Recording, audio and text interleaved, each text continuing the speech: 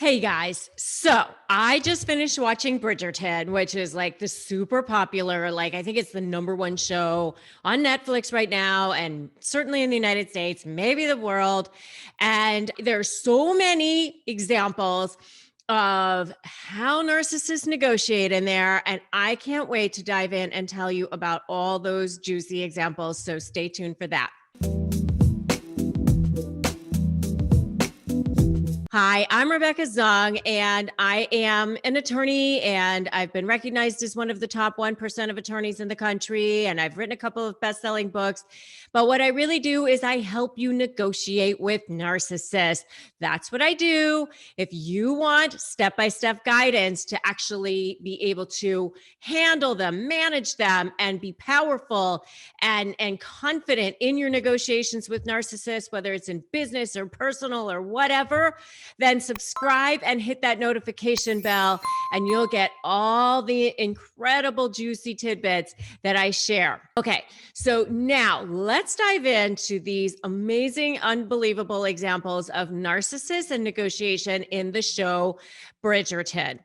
By the way, spoiler alert, if you haven't watched the show, then go back and watch it and then come back, or you can just watch this.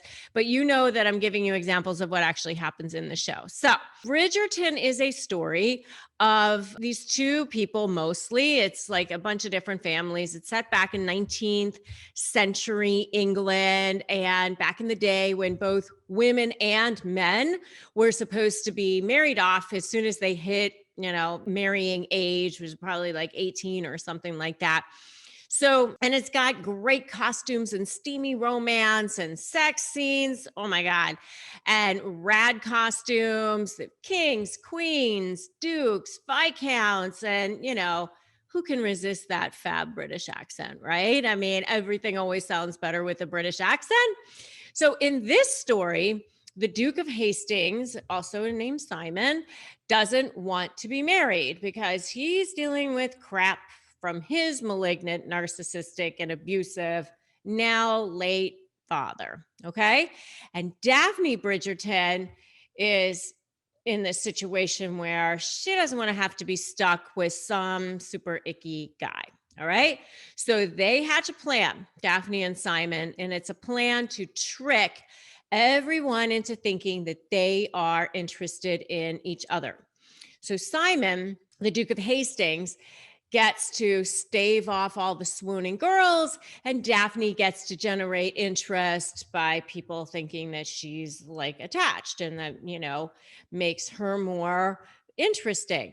By the way, there's a negotiation tip for you right there. Make them think that you are in demand, and that drives up your value. Okay. So, of course, this doesn't go well.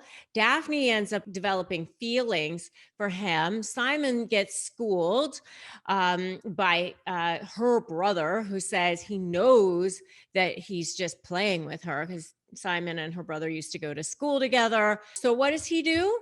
He cruelly just cuts off the relationship. No thought about how he might hurt her, only thinking of himself. And he says, we were never friends. And she's just totally gutted. Now, I know you empaths out there. I see you, empath.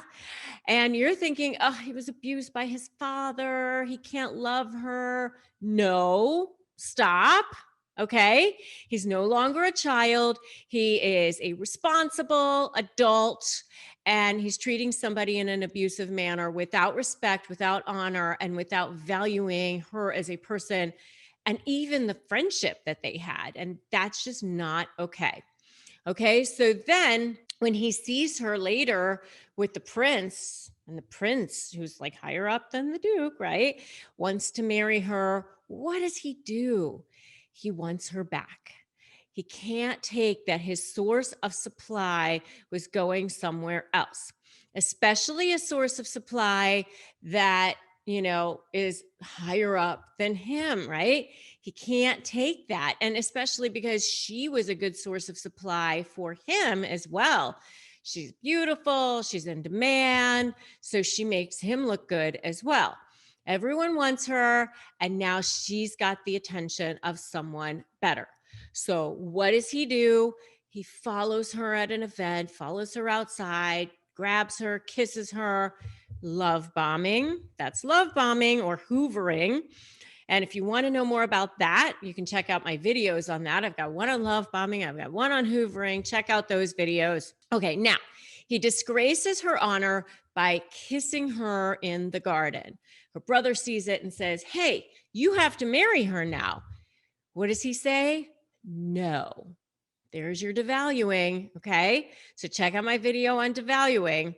So you know the drill. Love bomb, devaluing, love bomb, devaluing. It's very, very toxic, right? And that's what causes that trauma bonding. And that's what makes it so difficult to think about leaving a relationship like this. And whether it's a divorce situation or a business situation, I've had it in a business situation. It's just as bad, believe me. Okay, so then he decides rather than marry her, he'd rather duel it out with her brother. So she runs to stop it. There she is running after him. You know why? Because he withheld from her. You see what they do? They withhold and see, and it worked. He withheld, she was left wanting more. So then he says, "I can never have children." But he's lying to her. Okay. That's not truthful. It's not that he can't have children, it's that he won't, but she doesn't know that. Okay. So she agrees to marry him under these false pretenses and on those terms anyway. And he allows it. He just goes along and doesn't even speak to her the whole way up to the wedding. Then they do end up having sex, but he won't give her children. It's really, really toxic and insidious. Okay. So he uses her affections for him as a weapon, and he justifies it because he gets what he wants that way. All right. He doesn't think at all about what she wants or how she feels, nor does he even express to her why he doesn't want to have children until long into the marriage, and only after she figures out that he's been lying to her. Okay. So throughout the marriage, he gaslights her. He uses the silent treatment. If you want to know more about gaslighting, definitely check out my video on stop gaslighting tactics. And toward the end, she starts to fight back. Okay. And, she finds her footing, she finds her power, and you see him like not sure how to handle that. And you actually see how he starts to respect her more. And that's something that I really want you to understand when it comes to negotiating with narcissists, is that you feel like, "Oh, I don't want to go up against them because they're so toxic and they can be so scary. And it's like, oh my God, what are they going to do? And I don't want to have to deal with what it is that they're going to do." But remember that you're dealing with the toxicity anyway. It's not stopping. And it's not going to stop unless you put a stop to it, unless you say, "I'm not going to live like this anymore." And here's the thing. This is the not so secret secret. You are actually the stronger one. You are actually the more powerful one. The narcissist is the most scared little creature living inside that space. And they don't want you to know that. So they put this big, huge facade around them so that you don't know that. And I want you to see this, because the more that you cower and try to just go along to get along, the worse it actually gets. So narcissists are scared. They don't want you to see that little waif that they are inside. So that's why you have to go on the offensive, because once you start getting your power, once you start getting your footing, even if it's just a little step at a time, a little step at a time, one step, one step, one step, each step adds up. Okay. And once they see that you are going on the offensive and that you're finding your power, then they're going to, number one, respect you more. Okay. And eventually, you're no longer going to be a good source of supply for them, because they don't want They either want to control you or they want your adulation. It's going to be one or the other, because those are the sources of supply. Those are the best sources of supply for them. And if they're not getting either out of you, then they're going to want to be out of there as soon as possible. They're going to want to move on to find their next source of supply. They are predators. Narcissists need that fuel. So they're going to be looking for it wherever they can. And if you're no longer a good source of fuel and no longer a good source of supply for them, then they're going to have to move on to someone else. And that's how you negotiate with narcissists. Okay. So if you want to know more about negotiating, make sure you grab my free Crush My Negotiation prep worksheet at winmynegotiation.com. It's 15 pages. It's basically an ebook. So go grab that. Make sure you also join my free private Facebook group, Narcissist Negotiators with Rebecca Zung. We'd love to see you in there. And if you haven't already, subscribe to my channel, hit that notification bell.